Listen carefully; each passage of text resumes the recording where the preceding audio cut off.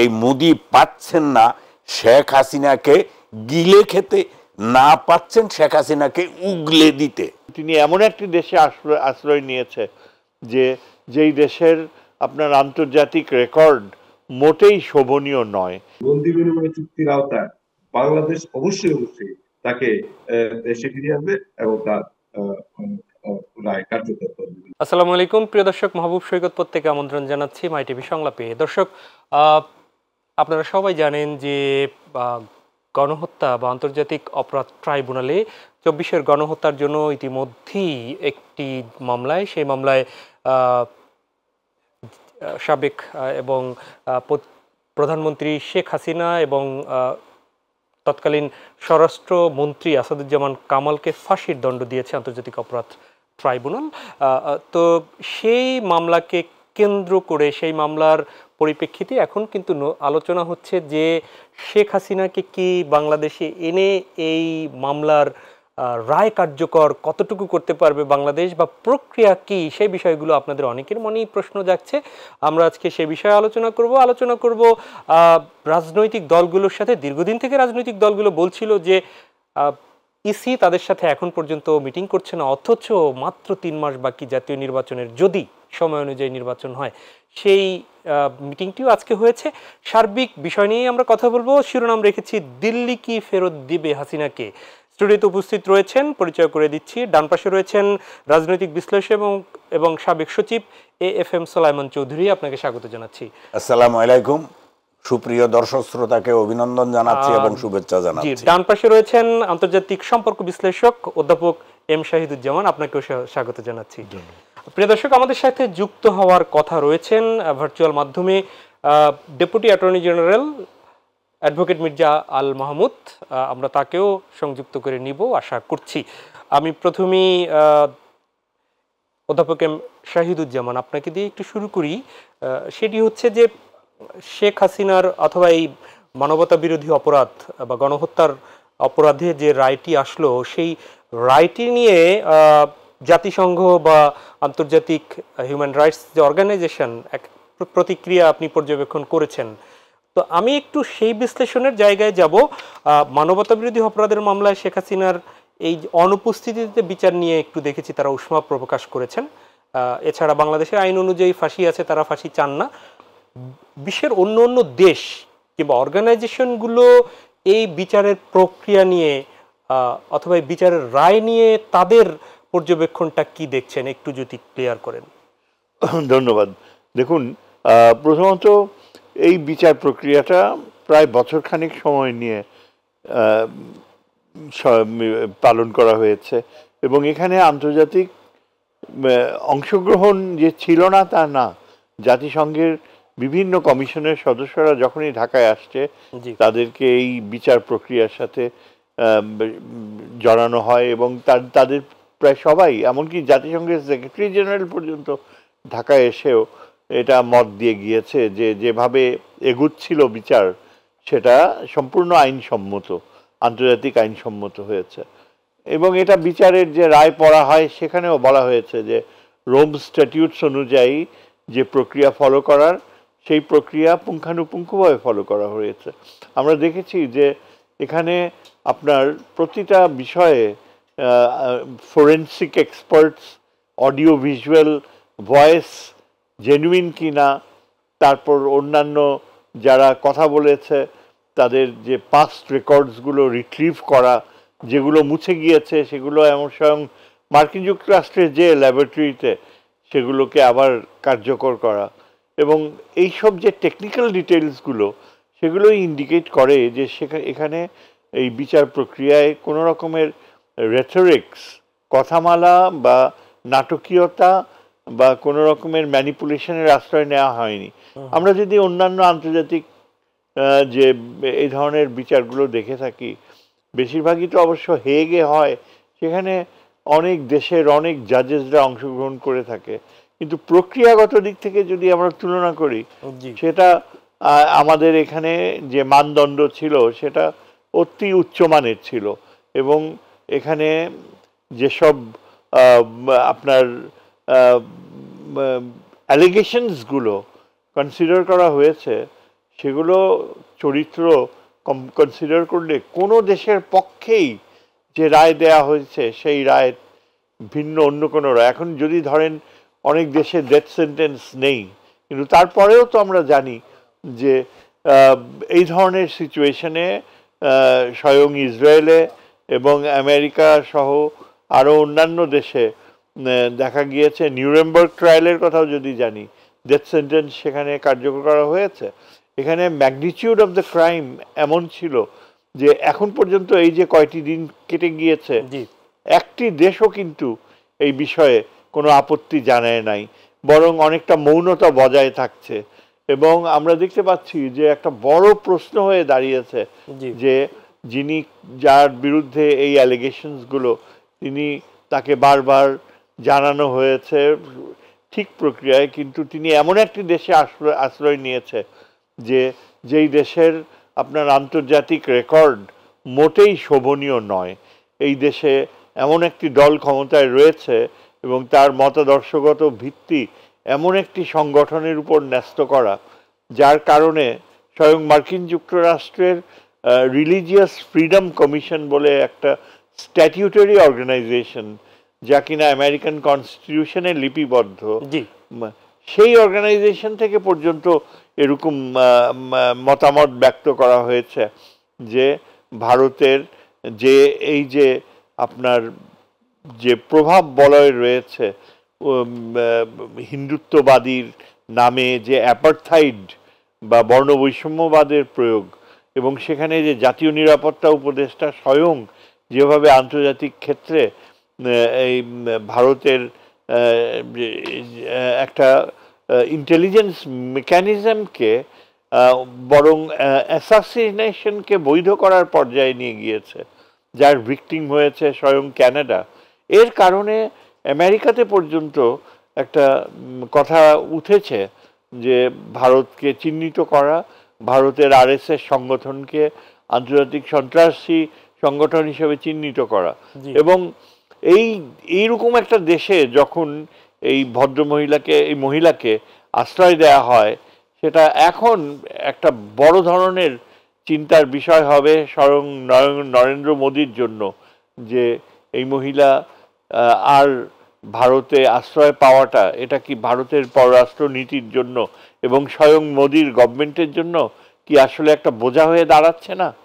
এবং এটা আমার ধারণা যে নীরবভাবে আন্তর্জাতিক কূটনৈতিক চাপ কিন্তু ভারতের উপর পড়ছে এবং ভবিষ্যতে আরো পড়বে। মানে এটার কি কোনো নীরব বলছেন আপনি, সেই চাপের কোনো লক্ষণ কি দেখা গেছে এখন পর্যন্ত? ইতিমধ্যে তো প্রায় 1.5 বছর হতে চললো তিনি ভারতে আছেন, এবং শুধু তিনি না, তাদের দলীয় যারা পালিয়ে গেছে তাদের ম্যাক্সিমামের নামেই তো অভিযোগ, বাংলাদেশের বিভিন্ন অভিযোগ রয়েছে। হ্যাঁ, এক্স্যাক্টলি। দেখেন, এই গত 1 বছর ধরে উনি ভারতে রয়েছেন ঠিকই, সেখানে 1 বছরে অনেক কিছুই থেমেছিল কূটনৈতিক পর্যায়ে, যেহেতু একটা ট্রায়াল হচ্ছে, বিশ্বের চোখ ছিল ট্রায়ালের বৈধ কার্যকারিতার উপরে, এবং সে পরীক্ষায় বাংলাদেশ উত্তীর্ণ হয়েছে। এবং যেহেতু এই ট্রায়ালের রায় এত সুস্পষ্ট, সত্যিকার অর্থে বলতে গেলে কি বিশ্বে বিভিন্ন রাজধানীতে এটা বেশ একটা শক এফেক্ট তৈরি করেছে, স্পেশালি কারণ যাকে মৃত্যুদণ্ড দেয়া হয়েছে তিনি একজন মহিলা, এবং আধুনিক বিশ্ব ব্যবস্থায় একজন রাষ্ট্রপ্রধান মহিলা যে এত মারাত্মক পরিণতির দিকে যেতে পারে, আমার তো মনে হয় ভারতীয় সিদ্ধান্ত গ্রহণকারীরাও অত্যন্ত শঙ্কিত হয়ে গিয়েছে। এবং যেহেতু বাংলাদেশে জুডিশিয়াল প্রসেসে স্টিক করেছে যে মৃত্যুদণ্ডই এখানে কার্যকর, আর অন্য কোনো দণ্ড হওয়ার প্রশ্নই ওঠে না, এটা একটা পজিটিভ ইম্প্যাক্ট, আমি বলবো পজিটিভ শব্দ ব্যবহার করেছি, যে এটা কনভিন্স করতে পেরেছে। এবং এখন আমরা দেখতে পাবো, আমরা আশা করি যে আগামী দিনগুলোতে সরব হয়ে যাবে বিশ্ব ব্যবস্থা। ভারত এখন, আমি যদি একটু ঘুরে আসি, আপনার এই আগামী দিনের কি দেখতে পাবো সেই বিষয়টি একটু পরে আপনার কাছ থেকে শুনি। আমি এফএম সুলাইমান চৌধুরী আপনার কাছে আসি। সরকারের বিভিন্ন সেক্টরে আপনি দায়িত্ব পালন করেছেন, রাজনীতির দলের নেতৃত্ব দিয়েছেন। যে জায়গাটিতে আপনার কাছ থেকে একটু জানতে চাই তা হচ্ছে যে বাংলাদেশের অভ্যুদয়ের ঠিক পরবর্তীতেই অনেক জাতীয় নেতৃবৃন্দ এসেছেন, অনেকে এসেছেন, অনেকের নামই আমরা শুনি। তো আমরা গত 17 বছর কিন্তু শুনছিলাম, সেটি হচ্ছে যে জননেত্রী থেকে বিশ্বনেত্রী হয়ে উঠেছেন আমাদের প্রধানমন্ত্রী, এবং বিভিন্ন পরিসংখ্যানে বিশ্বের অন্যতম প্রভাবশালী নেত্রী বা রাজনীতিবিদ হিসেবেও তিনি প্রকাশিত হয়েছিলেন। এখন এই যে প্রেক্ষাপটে, এটি তো কেবলমাত্র শুরু রায়ের, এই প্রেক্ষাপটে এই রায় যেটি দেয়া হলো সেটিকে কতটুকু আমাদের জন্য স্বস্তিদায়ক আপনি মনে করছেন? ধন্যবাদ আপনাকে, দর্শক শ্রোতাকে আরেকবার অভিনন্দন। এবং একটু যদি অ্যাড করি, সেটি হচ্ছে যে উনি যেহেতু ভারতে আছেন, সে এখন কি অবস্থায় আসলে আছেন? উনি কি আশ্রিত হিসাবে রয়েছেন, নাকি জেনারেল নাগরিক হিসাবে রয়েছেন, না তাদের বন্ধু হিসাবে রয়েছেন? মানে ওনার ওই প্রক্রিয়াটা কি? আচ্ছা, ধন্যবাদ আপনাকে। আপনি যে প্রসঙ্গগুলো তুলেছেন, প্রথমেই ওনার জননেত্রী হওয়া, বিশ্ব নেত্রী হওয়া, এগুলি সব এই একটি রাজনৈতিক দল আওয়ামী লীগের বানানো। তারা এগুলো খুব ভালোভাবে করতে পারে, তারা এই উপাধিগুলি দিয়েছে। আন্তর্জাতিক মানদণ্ডে যদি আমরা বিচার করি, তাহলে আমরা দেখতে পাই যে শেখ হাসিনা অত্যন্ত নিকৃষ্ট মানের, নিকৃষ্ট মনের, নিকৃষ্ট কার্যক্রমের একজন মহিলা, এবং তার স্বাক্ষর তিনি রেখেছেন গত 17 বছরের অপশাসনে এবং সর্বশেষ গণহত্যায়। গণহত্যার পুঙ্খানুপুঙ্খ যে বিষয়গুলো আদালতের কাছে দৃশ্যমান হয়েছে এবং প্রমাণিত হয়েছে, ফরেন্সিক রিপোর্টে প্রমাণিত হয়েছে, দালিলিক সাক্ষ্য দ্বারা প্রমাণিত হয়েছে, ভয়েস কনভারসেশনের টেস্ট করে যে এটা কার ভয়েস সেখানে প্রমাণিত হয়েছে, তারপর চাক্ষুষ সাক্ষ্যের সাক্ষ্যে প্রমাণিত হয়েছে, সাধারণ মানুষ দেখেছে হেলিকপ্টার থেকে গুলি ছোড়া হচ্ছে, এবং 1400 জনেরও বেশি লোককে অল্প কয়েক দিনে যে তিনি হত্যা করার নির্দেশ দিয়েছিলেন, তার বাস্তব প্রমাণ বিজ্ঞ আদালতের কাছে প্রমাণিত হয়েছে। বিদায় আদালত সর্বশেষ যেটি বলেছিলেন যে তার এই অপকর্মগুলি, that is we can say in one sentence, that's his death sentence. জি, বাক্যটা এভাবে বলেছেন। জি। এখন আপনি দেখুন, এই ছাড়া আদালতের যে সাক্ষ্য প্রমাণ অকাট্য উপস্থাপন করা হয়েছে, সেইগুলোতে অখণ্ডনীয় থাকার কারণে তার মৃত্যুদণ্ড হয়েছে। এখন আসুন জাতিসংঘের কথা। জাতিসংঘ যেটা বলেছে, বা দুই একটা দেশ যে বলেছে, সেখানে মৃত্যুদণ্ড নাই বলে তারা এর কিছুটা মৃদু বিরোধিতা করে। এটি অধ্যাপক শাহিদুজ্জামান বলেছেন, উনিও বলেছেন। জি, আপনি যদি একটু এবার আসছি তিনি ওই দেশে কি অবস্থায় আছেন। জি, তিনি চাইতে তার আশ্রয়দাতা ভারত এবং মোদি, তারা অনেক বেশি বিপদে আছেন শাঁখের করাতে। একদিকে তাদের 7 বোন, আরেকদিকে তাদের RSS। এই দুই গেড়া কলে এই মোদি পাচ্ছেন না শেখ হাসিনাকে গিলে খেতে, না পাচ্ছেন শেখ হাসিনাকে উগলে দিতে। মহা বিপদে আছেন বাস্তবে তিনি, আসলেও তিনি বিপদে আছেন, এবং এত বেশি বিপদে আছেন যে এটা আর ভাষায় প্রকাশ করার মতো না। ভারতীয় পত্র পত্রিকাগুলো, ভারতীয় গণমাধ্যমগুলো যে রিপোর্টগুলো গতকালকে এবং আজকে বা পরশু দিয়েছে, অর্থাৎ 18-19 তারিখে যা হয়েছে, এগুলো যদি আপনি দেখেন, আপনার কাছে এটি পরিষ্কার হয়ে যাবে যে ভারত সরকার মহা বিপদে আছে। আরেকটি বিষয়, তিনি কিন্তু একজন বন্দী নন। যদি বন্দী হতেন তাহলে আমরা বন্দি বিনিময়ের মাধ্যমে তাকে আনতে পারতাম। এটা আমাদের জন্য একটা জটিল। আপনার কোনো প্রশ্ন থাকলে করতে পারেন। আমি সেখানটা একটু আসবো। আমাদের সাথে যুক্ত হয়েছেন, যদি শুনতে পান, তা হচ্ছে advocate Mirza Al Mahmud, deputy attorney general. আপনি কি শুনতে পাচ্ছেন আমাদেরকে, মির্জা আল মাহমুদ?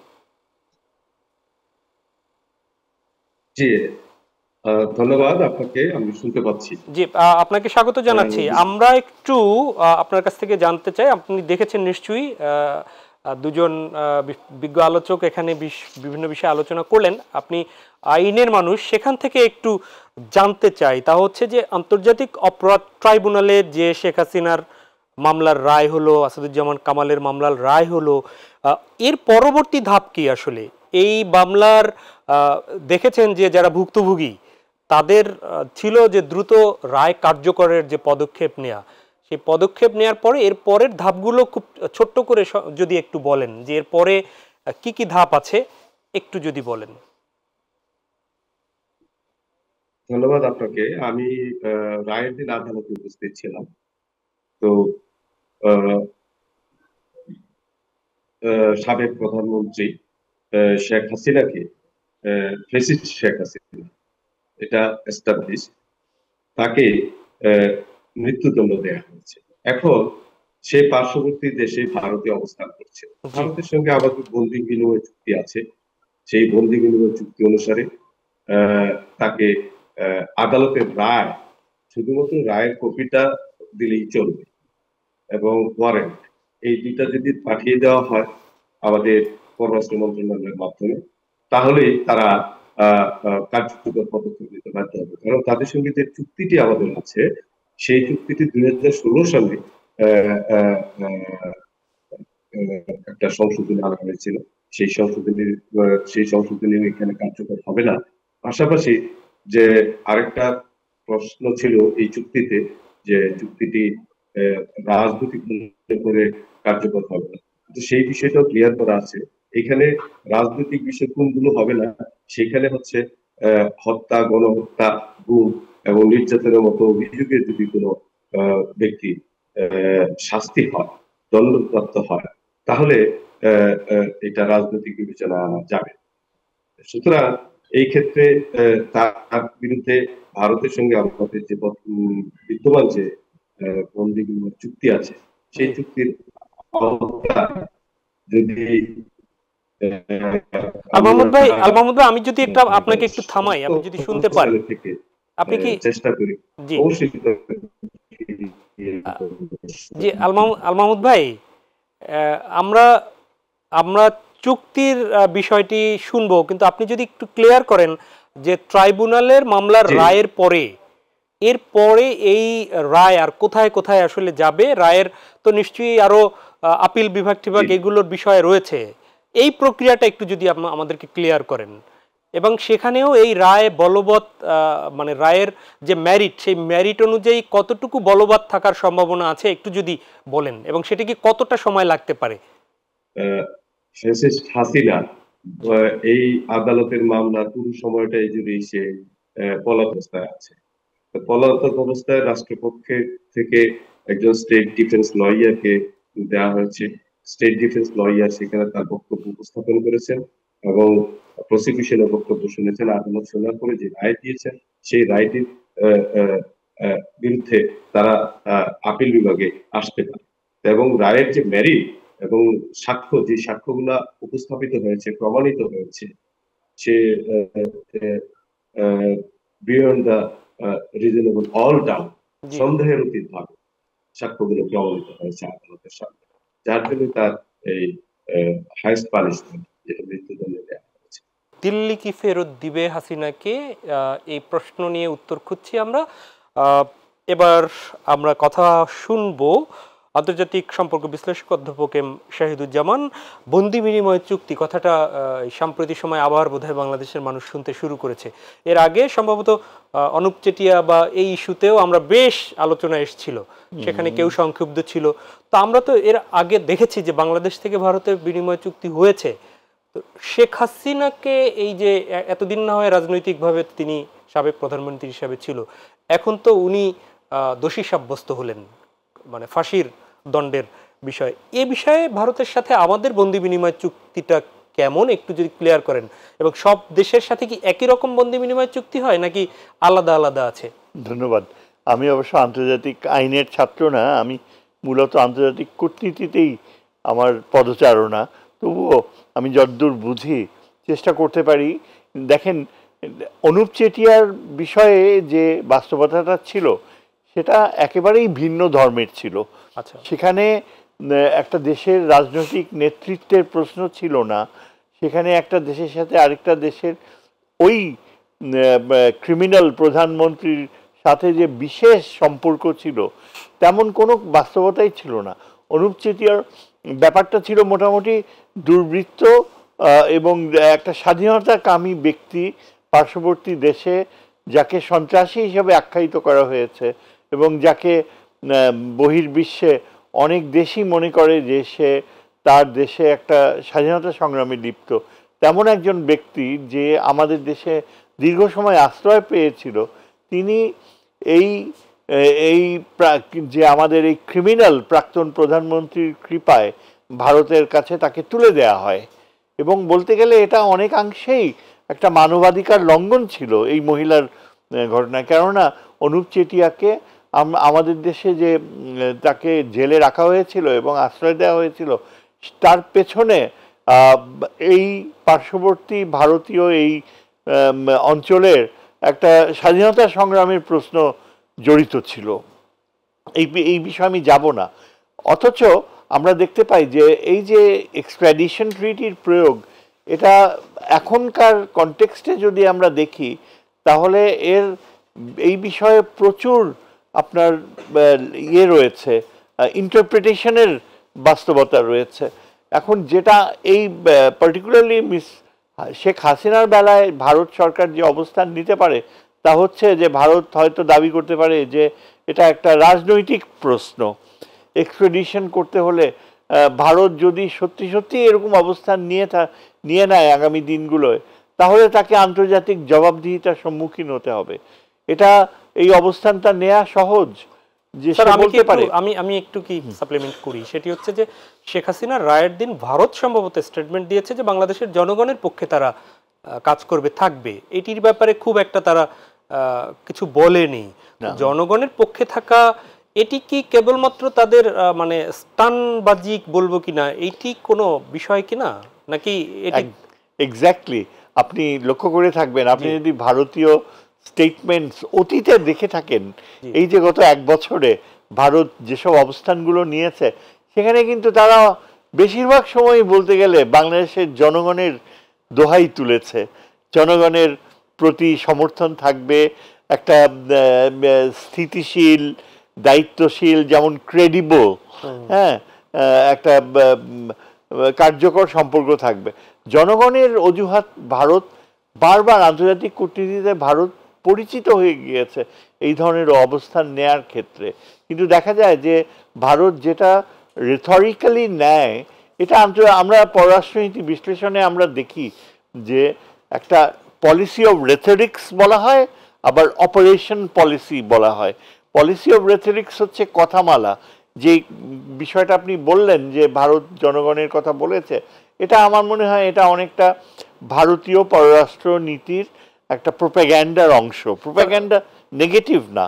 আর কার্যকর নীতি হচ্ছে, অপারেশনাল পলিসি হচ্ছে যে যেখানে সুস্পষ্টভাবে ভারত তার জাতীয় স্বার্থ, এই সরকার যেভাবে জাতীয় স্বার্থকে দেখছে, আমি এটা বলতে হবে যে এই সরকারের নির্দিষ্ট প্রক্রিয়ায় জাতীয় স্বার্থকে দেখা, তার সাথে কিন্তু ভারতীয় ব্যাপক জনগোষ্ঠী এবং বিরোধী দলগুলোর সাথে মিল নেই। তারা দেখা গেছে ওদের গণমাধ্যম কিংবা অপোজিশন যারা আছে তাদের বক্তৃতায় কি ওরকম কোনো প্রকাশ দেখেছেন? এক্স্যাক্টলি, এটাই আমি আপনাকে বলছি। আমি রিসেন্টলি গত কয়েকদিন ধরে স্পেশালি কলকাতার যে গণমাধ্যম, টেলিভিশন মাধ্যম, সেখানে কিন্তু বেশ কয়েকটি গণমাধ্যমে বেশ মানে উঁচু মাত্রার সম্মানিত সাংবাদিক, তারা কিন্তু এখন এই যে নরেন্দ্র মোদীর যে পলিসি, যে হাসিনার প্রতি যে তার যে বিশেষ সমর্থন, এখান থেকে তারা ব্যাপকভাবে সরে এসেছে। এমনকি আমরা ভারতীয় টেলিভিশনে এখন এরকম সিনসও দেখি যে ভারতীয় ওপিনিয়ন মেকার্স, ধরেন একজন মহিলা নেত্রী, তার সাক্ষাৎকার নেওয়া হচ্ছে, তিনি সরাসরি, এটা বারবার দেখাচ্ছে ভারতীয় বিভিন্ন চ্যানেল, তার সাক্ষাৎকারে তিনি বলছেন যে এই যে দেখেন বাংলাদেশের, ওরা ওই হিন্দিতে শব্দটা ব্যবহার করে ঘুষ বৈঠিয়া, মানে ওই যে ইলিগাল, যে নরেন্দ্র মোদী সরকার খুঁজে খুঁজে হয়রান হয়ে যাচ্ছে, যে ইলিগাল ইমিগ্রেন্টস তারা খুঁজে পায় না, অথচ শেখ হাসিনাকে বহাল তবিয়তে দিল্লিতে থাকার শুধু ব্যবস্থাই করে দেয়া হয়নি, তার জন্য রাজনৈতিক অফিস খোলা হয়েছে তার ইয়েরা। কাজে এই যে ব্যঙ্গাত্মক সুরে যে মহিলা বললেন, তিনি কিন্তু একজন ওপিনিয়ন বিল্ডার। আমি যদি একটু ঘুরে আসি আবার সালেমান চৌধুরী আপনার কাছে, সেটি হচ্ছে যে এই যে নরেন্দ্র মোদী সরকারের পলিসি, এটি কি সার্বিকভাবে দিল্লির পলিসি বলবো, আর হচ্ছে যে ঠিক একইভাবে যদি আওয়ামী লীগ সভানেত্রী না হয়ে অন্য কোনো রাজনৈতিক দলের নেতা বা নেত্রী এই পজিশনে পড়তেন বা পড়েছে বিগত দিনে, সেক্ষেত্রে দিল্লির বা নরেন্দ্র মোদী সরকারের পলিসিটা কি ছিল? শেষটা দিয়ে শুরু করি। জি, শেখ হাসিনা না হয়ে অন্য কেউ হলে নরেন্দ্র মোদী ভিন্ন পদক্ষেপ নিতেন অতি দ্রুত। যেভাবে অনুপ চেটিয়াকে হস্তান্তর করা হয়েছে তাই করতেন, শেখ হাসিনার বেলায় করছেন না। তার কারণ গত 17 বছর ধরে যত রকমের ব্যবসায়িক সুবিধা, আর বিশেষ করে 7 বোন মানে 7 সিস্টার্সে ভারতীয় পণ্য নদী এবং সমুদ্র পথে, এরপরে স্থলপথে পৌঁছানোর এবং বিনা শুল্কে পৌঁছানোর যেই সুবিধা, লক্ষ লক্ষ কোটি টাকার সুবিধা শেখ হাসিনা ভারতকে দিয়েছে, তার বিনিময়ে নিজে 17 বছর অবৈধভাবে ক্ষমতায় থাকতে পেরেছে। এটা তো নরেন্দ্র মোদী অতি সহজে ভুলে যেতে পারে না। কিছুটা লজ্জাবোধ তো আছে, সেই কারণে তিনি পাচ্ছেন না। আলটিমেটলি তিনি ভারতের বর্তমান রাজনৈতিক অবস্থার প্রেক্ষিতে বলছি যে তিনি অনুপ চেটিয়াকে যেভাবে আমাদের দেশ থেকে হস্তান্তর করা হয়েছে, শেখ হাসিনাকেও অনুরূপভাবে তিনি হস্তান্তর করবেন। আমি সেখানটাই একটু ছোট্ট করে জানতে চাই। তা হচ্ছে, আপনি বলেছেন শেখ হাসিনা বিভিন্ন সুবিধা ভারতকে দিয়েছেন, ঠিক এই সাম্প্রতি সময়ে আমরা শুনতে পেলাম যে বর্তমান সরকার পোর্ট বিদেশিদের কাছে দিয়ে দিচ্ছে। তো শেখ হাসিনা এইগুলো বলার চেষ্টা করছেন কেউ কেউ, আপনি যেমনটা বললেন শেখ হাসিনা সরকার ভারতকে দিয়েছে, এখনকার আবার শুনতে পাচ্ছি যে এই চিটাগং পোর্ট অন্যদের কাছে দিচ্ছে। এটাকে তাহলে কিভাবে দেখবেন? বিদেশিদের হাতে তুলে দিচ্ছে, আওয়াজও কিন্তু উঠেছে এবং সঠিকভাবেই উঠেছে। বিশেষ করে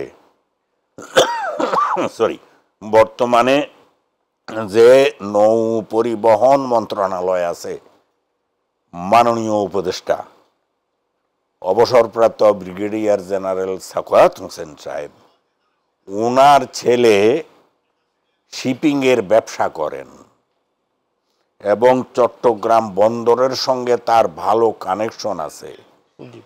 এই ইস্যুটি অর্থাৎ বিদেশের হাতে তুলে দেওয়ার ক্ষেত্রে ব্রিগেডিয়ার জেনারেল সাখাওয়াত হোসেন সাহেবের ছেলের কোনো হাত আছে কিনা এটাও খুঁজে দেখতে হবে, এবং বিষয়টি ভালো করে যাচাই করে সরকার যেন দেশের কল্যাণে সিদ্ধান্ত নেয়।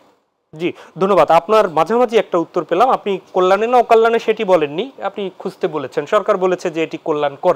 ঠিক একই প্রশ্ন নিয়েই একটু আসি স্যার আপনার কাছে, অধ্যাপক শাহিদুজ্জামান, শাহিদুজ্জামান, সেটি হচ্ছে শেখ হাসিনার সুবিধা ভারতকে দেয়া, তাহলে কি এক এক সরকার এসে এক একজনকে সুবিধা দিবে বাংলাদেশকে? এ বেছে দিবে দিল্লিকে, সে পিন্ডিকে, সে দিবে হচ্ছে অন্য কেউকে। এক্স্যাক্টলি, এভাবেই আন্তর্জাতিক রাজনীতি চলে। এক একটি সরকার তার এক একটি এজেন্ডা থাকে, তার এক এক রকমের মতাদর্শগত আদর্শ থাকে, যা সে জনগণের সমর্থন নিয়ে গণতান্ত্রিক প্রক্রিয়ায় বাস্তবায়ন করে। সুতরাং এই ভিন্নতা ইনএভিটেবল। আজকে যদি শেখ হাসিনা, এই কংগ্রেস যদি ক্ষমতায় থাকতো, তাহলে আমার মনে হয় বাংলাদেশ সাথে সম্পর্কের ক্ষেত্রে এই ধরনের যে প্যাট্রন ক্লায়েন্ট রিলেশনশিপ যেটা মোদি গড়ে তুলেছিল হাসিনাকে সুযোগ নিয়ে, সেটা থাকতো কিনা আমার যথেষ্ট সন্দেহ রয়েছে। কেননা দীর্ঘ সময় আমরা যে কংগ্রেসের শাসন দেখেছি, মিসেস গান্ধী, তারপর এই যে রাজীব গান্ধী, সোনিয়া গান্ধী, এরা কিন্তু একটা স্বাভাবিক সভ্য ও পারস্পরিক যে শ্রদ্ধা, সার্বভৌমত্বের প্রতি শ্রদ্ধাশীল সম্পর্কে বিশ্বাস করত। মোদী সরকার যেটা হাসিনার ব্যক্তিত্বের কারণে যে সুযোগ নিয়েছে, মোদী সরকার সম্পূর্ণভাবে হাসিনাকে একেবারে বলতে গেলে একটা করদ রাজ্যে বাংলাদেশকে পরিণত করার যেসব প্রক্রিয়াগুলো বাস্তবায়ন করার, সেগুলোই সে গ্রহণ করেছে। এবং হাসিনা উইলিংলি ক্ষমতায় থাকার স্বার্থে মোদীকে বাংলাদেশের স্বার্থ জলাঞ্জলি দিয়ে বিক্রি করে দিয়েছে বলতে গেলে। এটা এত আপনার আমার মনে হয় গত 100 বছরে এইরকম উদাহরণ পাওয়া যাবে না। এটা আন্তর্জাতিক সম্পর্কের ক্ষেত্রে একটা অসাধারণ বাস্তবতা হয়ে থাকবে আগামী বছরগুলোতে যারা আন্তর্জাতিক সম্পর্ক অধ্যয়ন করবে। এবং কোনো নারী প্রধানমন্ত্রী যারা ছিল বিশ্বে, তারা কিন্তু প্রত্যেকেই আমরা যতদূর জানি, ইসরায়েল বলেন, ব্রিটেন বলেন বা অন্য যে কোনো দেশে কিন্তু প্রচুর সুনাম ও সুখ্যাতি নিয়ে তারা তাদের টেনিওর পাস করেছে। কিন্তু হাসিনা, প্লিজ বলেন, শেখ হাসিনার বেলায় এটা দেখা গিয়েছে যে সবচেয়ে মারাত্মক তার সীমাবদ্ধতা ছিল শিক্ষার অভাব। বলতে গেলে একেবারেই তিনি অশিক্ষিত ছিলেন। আমি একটা প্রশ্নটা করি স্যার, তারপরে জি প্লিজ। সেটি হচ্ছে যে যেমন মানে হাসিনার সময় দিল্লি ভালো, হাসিনা নেই তো দিল্লি খারাপ, পিন্ডির একটু কাছে, বেইজিং হাসিনাও চায়, এখনো যারা আছে তারাও চায়, কেউ মস্কো, কেউ নিউ ইয়র্ক। এখানে আপনি যেমনটা বললেন যে আন্তর্জাতিক সম্পর্কের ক্ষেত্রে এদেরকে মেনটেন করতে হয়, এখন দিল্লিকে দেয়াটাই খারাপ হাসিনার, এটাকে আমরা কিভাবে বুঝবো যে দিল্লিকে যা দিয়েছে সেটা দেশের জন্য খারাপ? এখন যদি বিদেশিদের হাতে পোর্ট দেয়া হয়, সেটি আমাদের জন্য ভালো হবে না খারাপ হবে? সেই সম্পর্কের জায়গাটা একটু যদি ক্লিয়ার। আপনি একেবারেই মানে তুলনা মিলেই না। না, আমি তুলনা দিচ্ছি না, আমি বলছি যে এই যে পোর্ট দেওয়ার ব্যাপারটা স্যার, এটা অত্যন্ত ভবিষ্যৎধর্মী বাস্তব অর্থনৈতিক চিন্তার ভিত্তিতে দেয়া হয়েছে। সমালোচনা হচ্ছে যে বামপন্থী কিছু ইন্টারপ্রেটার্সরা এটাকে দেশ গেল, পোর্ট গেল, দেশের স্বার্থ বিক্রি হয়ে গেল। এগুলো কিন্তু 60-এর দশকের চিৎকার। আজকে 2025 সাল, আজকে একটা পোর্ট লিজ দেয়া, আমরা যদি অন্যান্য ডেভেলপিং কান্ট্রিজগুলোতে দেখি যে এটা খুবই স্বাভাবিক একটা প্রক্রিয়া। যাই হোক, এটা নিয়ে আর কথা বানানোর দরকার নেই। কিন্তু আপনি যেটা বলছেন যে এই যে ভারতের সাথে সম্পর্কের ক্ষেত্রে আমরা পাকিস্তানের সাথে বা চীনের সাথে যে ভিন্নতা, এটা সম্পূর্ণ নির্ভর করছে জনস্বার্থ, জাতীয় স্বার্থ এবং শাসক স্বার্থের সম্মিলিত। হাসিনার সময় যেটা হয়েছিল, সেখানে জনস্বার্থ সম্পূর্ণ জলাঞ্জলি দেওয়া হয়েছিল। ভারতের সাথে যে সম্পর্ক তিনি গড়তে চেয়েছিলেন, সেটা কোনো দেশ, পার্শ্ববর্তী কোনো প্রতিবেশী দেশ কিন্তু অ্যালাউ করেনি। কেননা এটা অ্যালাউ করার অর্থ হতে পারত কি সিকিমের পরিণতি, অ্যানেক্সেশন। হাসিনা যেই পথে যাচ্ছিল, তাতে আগামী 1 বছরের মধ্যেই বাংলাদেশ ভারতের করদ রাজ্য এবং পসিবলি একটা অঙ্গরাজ্যে পরিণত হয়ে যেত। অনেক ধন্যবাদ স্যার, যদি সুযোগ থাকলে পরে শুনবো। আমি একটু অ্যাডভোকেট মির্জা আল মাহমুদ আপনার সাথে যাচ্ছি। আপনি কি শুনতে পাচ্ছেন আল মাহমুদ ভাই? একটু আনমিউট করবেন। জি ধন্যবাদ।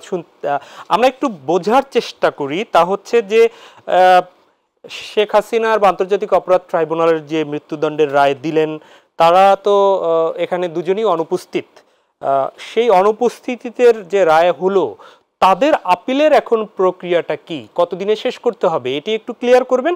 আর সাথে হচ্ছে এই যে রাজসাক্ষী, এই রাজসাক্ষীর 5 বছরের সাজা হয়েছে, যদিও আমাদের এর আগে বিশ্লেষকরা বলেছিলেন যে তাকে চাইলে জামিন একদম খালাসও দিতে পারতেন, আইনে নাকি সেটি রয়েছে। তো রাজসাক্ষীর 5 বছরের রায় কি বাড়ানোর ক্ষেত্রেও আবার কোনো আপিলে সুযোগ আছে কিনা, একটু যদি ক্লিয়ার করেন। দেখুন, সাজাপ্রাপ্ত আসামিদের ক্ষেত্রে যখন সাজা হয়ে যায়, এবং তারা যদি পলাতক থাকে তখন তাদেরকে আদালতের আত্মসমর্পণ করতে হয়, এবং এই ক্ষেত্রেও সেই একই নিয়ম ফলো করা হবে। কারণ তিনি যতক্ষণ পর্যন্ত আদালতে আত্মসমর্পণ না করবেন তাহলে তিনি আপিলের অধিকার থেকে বঞ্চিত হবে। আর দ্বিতীয়টা হচ্ছে যে কি বললেন যদি জি, রাত সাক্ষী যিনি হয়েছেন আব্দুল্লাহ মামুন রাত সাক্ষী হয়েছেন। ধন্যবাদ ধন্যবাদ। আর আইনের বিধান আছে, যদি রাষ্ট্রপক্ষ যদি চায় তাহলে সাজা বর্ধিতকরণের জন্য আবেদন করতে পারে, এটা আইনের বিধান আছে। তো একটা কথা এখানে আমি একটু ফাঁকে বলি যে মরহুম বিএনপি নেতা সালাউদ্দিন কাদের চৌধুরী মরার আগে, ফাঁসিতে ঝোলার আগে বলেছিলেন এই ট্রাইব্যুনাল যেন থাকে এবং সেটা যেন চলমান থাকে। তো এই ট্রাইব্যুনালও আছে এবং বন্দি বিনিময় যে চুক্তিটা ছিল সেই চুক্তিটাও আছে। সেই চুক্তির খাতিরে এবং ট্রাইব্যুনালের খাতিরে এই সাবেক ফ্যাসিস্ট হাসিনা পালিয়ে থাকার কোনো সুযোগ নাই। তাকে বাঁচতে হলে তাকে কোনো সুযোগ সে পাবে না। কারণ কি, জুলাইয়ের গণ অভ্যুত্থানে মানুষ তাকে প্রত্যাখ্যান করেছে, শত শত মানুষ হত্যা করেছে, গুম করেছে, বিগত সময়গুলোতে মানুষের উপর নির্মম নিপীড়ন চালিয়েছে তার ক্ষমতার মস্তকে পাকমুক্ত করার জন্য। তো এই জিনিসগুলো সম্পূর্ণরূপে রাজনৈতিক ভাবে আসবে না, এটা সম্পূর্ণরূপে গণহত্যা এবং গুম এবং হত্যা যেগুলোকে রাজনৈতিক বিবেচনা আনার কোনো সুযোগ নাই। এবং আদালতের যে সাক্ষী প্রমাণগুলো এসেছে এবং সন্দেহের অতীত এই বিষয়গুলো প্রমাণিত হয়েছে, এবং এই যেহেতু প্রমাণিত হয়েছে এবং তাকে সেই শাস্তি ভোগ করতেই হবে। এবং বন্দি বিনিময় চুক্তির আওতায় বাংলাদেশ অবশ্যই তাকে দেশে ফিরিয়ে আনবে এবং তার রায় কার্যকর করবে। আমরা যাব এবার অধ্যাপক এম শাহিদুজ্জামান, আপনার কাছে একটু জানতে চাই, উই ডোন্ট কেয়ার এটি এখন মোটামুটি জানে কে বলেছিলেন, রায় শোনার পরে এটি শেখ হাসিনার মন্তব্য ছিল, গণমাধ্যমে এটি এসেছে। তো একটু বোঝার চেষ্টা করব যে ওয়েটা কি, শেখ হাসিনাকে এই যে বন্দি বিনিময় চুক্তির আওতায় ভারত সহজেই দিবে না বলছেন, আবার আপিল সশরীরে না আসলে আপিলও করা যাবে না। তাহলে শেখ হাসিনাকে মানে ফেরত আনার কি কোনো ওয়ে আছে? এই মামলা বা এই গণহত্যার তদন্ত তো জাতিসংঘও করেছিল, তারা প্রতিবেদন দিয়েছে, ওয়েটা কি, একদমই কি ওয়ে আছে কিনা? একটু খুব ভালো জটিল প্রশ্ন করেছেন। দেখেন, একটা বিষয় আমি নিশ্চিতভাবে আপনাকে বলতে পারি যে শেখ হাসিনা এখন ভারতের সরকারের জন্য একটা চরম বোঝা, এতে কোনো সন্দেহ নাই যে শেখ হাসিনাকে ভারত তার জাতীয় স্বার্থে যে ব্যবহার করতে চেয়েছিল সেটা একেবারেই ধসে গিয়েছে। প্রথমত বাংলাদেশের যে আভ্যন্তরীণ বাস্তবতা, সামরিক বাহিনীর অ্যাটিটিউড, জনগণের যে অ্যাটিটিউড এবং এই যে ইউনূস সরকারের কার্যকারিতা, সব কিছু মিলিয়ে এটা একদম সুস্পষ্ট প্রমাণিত হয়ে গিয়েছে। শেখ হাসিনা যেভাবে দাবি করেছে প্রধানমন্ত্রী মোদির কাছে যে খুব সহজেই বাংলাদেশের জনগণ তাকে ফেরত নেওয়ার প্রক্রিয়ায় যাবে, যেটা প্রায় ৩-৪ মাস আগেও তারা বিশ্বাস করত, এটা অ্যাবসলিউটলি ক্রাশড ইনটু পিসেস। এখন প্রধানমন্ত্রী মোদি কেন, ভারতীয় জনগণ, ভারতীয় বিভিন্ন রাজনৈতিক দল নিশ্চিতভাবে বলছে যে ভারতের বিশ্ব ইমেজ মারাত্মকভাবে ক্ষতিগ্রস্ত হচ্ছে।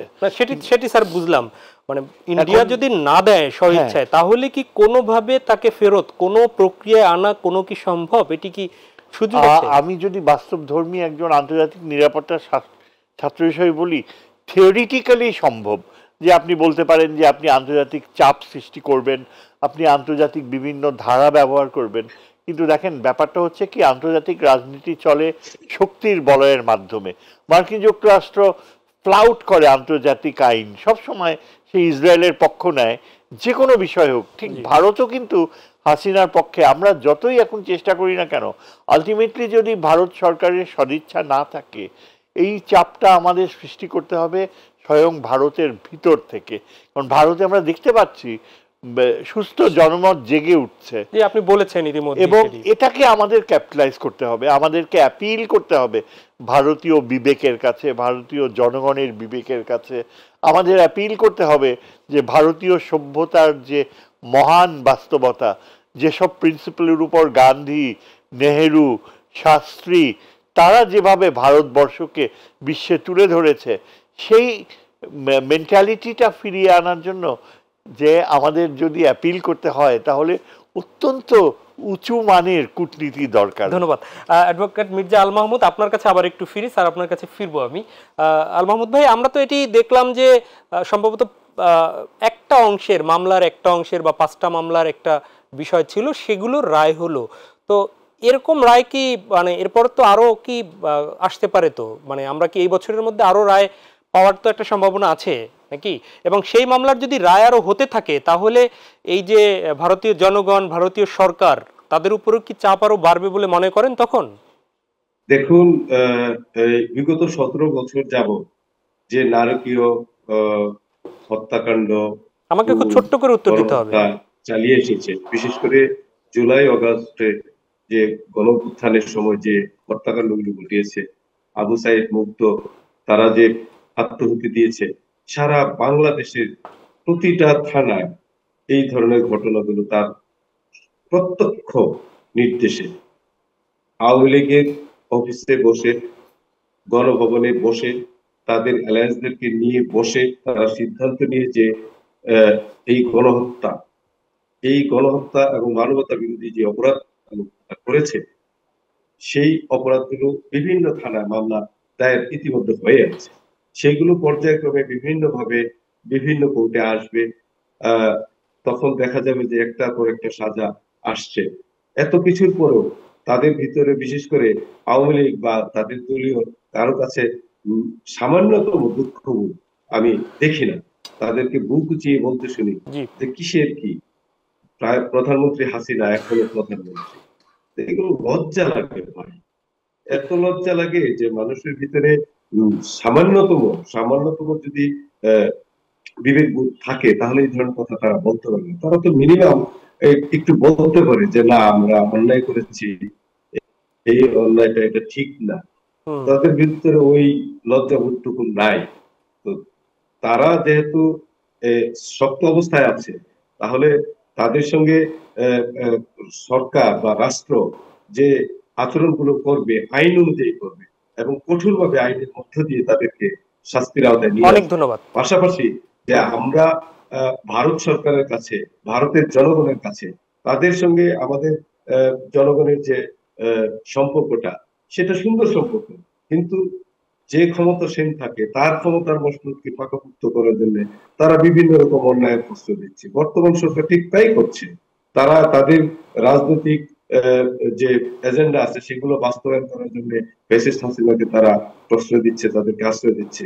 কিন্তু সত্যের যে একদিন না একদিন তাকে শাস্তি ভোগ করতেই হবে। অনেক ধন্যবাদ আল মাহমুদ ভাই। জি, অনেক ধন্যবাদ, আপনি সঙ্গেই থাকুন। আমরা FM সালামান চৌধুরী, আপনার কাছে একটু আসি। আপনি প্রতিষ্ঠাতা আহ্বায়ক এবি পার্টির, সেটি রাজনীতিবিদ, সেখান থেকে একটু আসি। আজকে দেখেছি যে ইসি সম্ভবত প্রথমবারের মতো রাজনৈতিক দলগুলোর সাথে সংলাপ করেছে। এখানে একটু আসি। বিএনপির আজকে প্রস্তাব ছিল ইসি কর্মকর্তাদেরই রিটার্নিং কর্মকর্তা করার প্রস্তাব দিয়েছে বিএনপি। ছোট্ট করে উত্তর চাই। কত ছোট চান? আমি আরো কয়েকটি আছে। তারেক রহমানকে ছবি যাতে না দেয়া হয় বিএনপির পোস্টারে, এটি এনসিপি বলেছে। আর গণভোটের দাবি নির্বাচনের আগে, সেটির ব্যাপারে এখন পর্যন্ত অনড় আছে 8 দল, কর্মসূচিও দিয়েছে। আচ্ছা, এক এক করে আসি। প্রথমে আপনি যেটি বললেন একেবারে ছোট্ট করে, সেটি হলো কি জানো? আবার ইসি কর্মকর্তাদের রিটার্নিং কর্মকর্তা করার প্রস্তাব। ইসি কর্মকর্তাদেরকে রিটার্নিং কর্মকর্তা নিয়োগ করার যে প্রস্তাব বিএনপি দিয়েছে, এটা বাস্তবসম্মত নয়। এজন্য ইসির এত কর্মকর্তা নাই। রিটার্নিং কর্মকর্তা হওয়ার মতো, এই গুরু দায়িত্ব পালন করার মতো এত কর্মকর্তা নাই। এটা মিশ্রণের প্রয়োজন হবে। সচরাচর যেভাবে হয় সেভাবের সঙ্গে ইসির যে যোগ্য দক্ষ কর্মকর্তা বৃন্দ আছেন তাদেরকেও নিয়োগ দিতে হবে। মানে আপনি বলছেন যে দুই পক্ষই থাকুক, এটা 3 পক্ষ 4 পক্ষ হতে পারে। হতে পারে, আচ্ছা আচ্ছা, মানে যোগ্য যারা তাদের কি? হ্যাঁ, ইভেন ইসির কিন্তু ক্ষমতা আছে, রাস্তা দিয়ে একজন যোগ্য লোক হেঁটে যাচ্ছেন, কোনো পরিচয় নেই, ইসি কোনো কর্মকর্তা পাচ্ছেন না, তাকে সসম্মানে এনে নিয়োগ দিতে পারেন রিটার্নিং কর্মকর্তা। অতদূর পর্যন্ত সর্বোচ্চ ক্ষমতা ইসির আছে। আচ্ছা, এটা আমি বুঝাতে পেরেছি। তার মানে বিএনপির যে প্রস্তাবনা সেটি একদম অগ্রহণযোগ্য না, যারা আছে তাদের মধ্যে যোগ্যতা দিতে পারে, তাই তো? হ্যাঁ, পারে এবং দেওয়া উচিত। আচ্ছা, আমি বিএনপির এই অংশকে স্বাগত জানাই, কিন্তু শুধু ওই নির্বাচন কমিশনের কর্মকর্তাকে দেওয়া এইটার ছোট্ট বিরোধিতা করছে। মানে এককভাবে দেওয়া যাবে না, দেওয়ার মতো এত লোক। তারেক রহমানের ছবি যাতে পোস্টারে না থাকে, নির্বাচনী পোস্টারে, এনসিপি এটি দাবি করেছেন। এনসিপি এই দাবিটি নতুন করেনি। নির্বাচন কমিশন যে আচরণ বিধিমালা প্রকাশ করেছে সেখানে পরিষ্কার বলা আছে কারো ছবি থাকতে পারবে না, প্রার্থী ছাড়া। পোস্টারে প্রার্থী ছাড়া অন্য কারো ছবি থাকতে পারে না। এইটার মিন যে ওই তারেক রহমানের ছবি থাকতে পারবে না, খালেদা জিয়ার ছবি থাকতে পারবে না, এই ডক্টর শফিকুর রহমানের ছবি থাকতে পারবে না, বা এনসিপির নাহিদ ইসলামের ছবি থাকতে পারবে না, এই রকম বিষয়টা। এবং এটা মেনে চলা উচিত। এটা খুব সুন্দর একটা। কেন এই ইসির গাত্রদাহ কেন? ইসির কোনো গাত্রদাহ নেই। এনসিপির কিংবা ইসির এইটা গাত্রদাহ কেন? স্পিরিচুয়াল লিডার অথবা দল প্রতিষ্ঠাতা তাদের যদি ইসে রাখা হয় তাহলে সমস্যা কোথায়? আপনার গাত্রদাহ শব্দের ব্যাপারে আমি আপত্তি জানালাম সসম্মানে। এটির বিষয় হলো যে আপনি কারো নাম ছবি ব্যবহার করে ভোটারদেরকে প্রভাবিত করবেন, এটা যেন না হয়। নির্বাচন কমিশনের কোনো অসৎ উদ্দেশ্য নেই। জি, গণভোটের দাবিতে 8 দলের গণভোটের সেই জায়গায় এখনো অক্ষুণ্ণ আছে। 1 মিনিটে যদি বলেন। গণভোটটি আগে হতে হবে। গণভোট আগে না হলে, তার কারণ আপনি সংবিধান রেখে দিয়েছেন, সংবিধান রাখলে আপনি নির্বাচনে যাওয়া লাগবে 2029 সালে।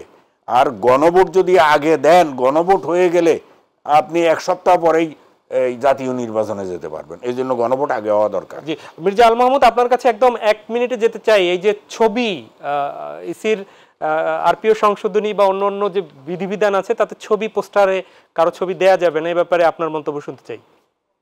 না, এটা তো একটা রাজনৈতিক দল, তার প্রতিষ্ঠাতা, তার বর্তমান নেতা, তার ছবি ব্যবহার করা যাবে না, তাহলে দলীয় মার্কাটা কেন আমাকে দিবে?